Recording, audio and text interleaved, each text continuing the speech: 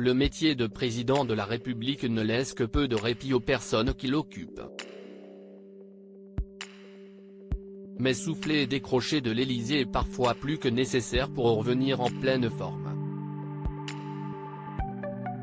Au cœur des critiques autour de la réforme des retraites pour laquelle il a été quelque peu bousculé par les visiteurs et les agriculteurs au Salon de l'Agriculture à Paris, Emmanuel Macron a pris un peu de temps pour lui et a rejoint la première dame Brigitte et les enfants, dont Laurence Auzière, pour une journée au grand air. CIST à la Mongie, station de ski pyrénéenne très appréciée du couple présidentiel, qu'Emmanuel Macron a retrouvé les siens le dimanche 26 février.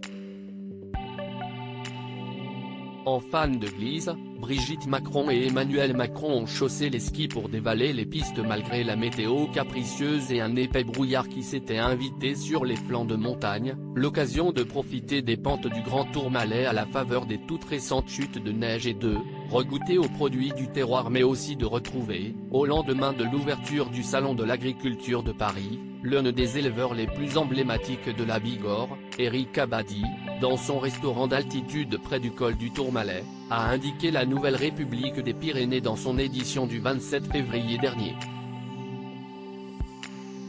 Au programme donc, détente et évasion en famille et repas de montagne comme toutes les autres familles présents à la Mongie.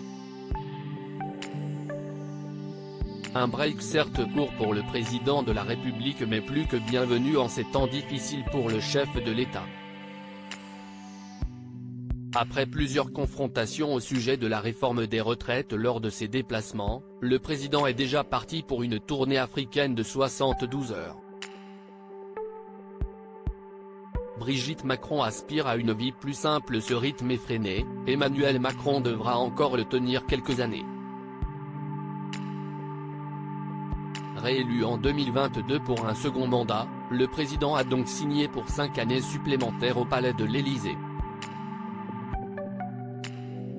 Si Brigitte restera un soutien quoi qu'il arrive, la première dame n'aurait pas été emballée par l'idée d'un nouveau quinquennat. Quelques proches nous ont dit qu'elle aspirait à une vie plus simple et qu'elle était moyennement fan de l'idée d'un second mandat, révélait à l'époque dans Gala Gérard Davet, co-auteur du livre Le traître et le néant. Brigitte Macron va donc devoir s'armer d'encore un peu de patience pour goûter à la sérénité.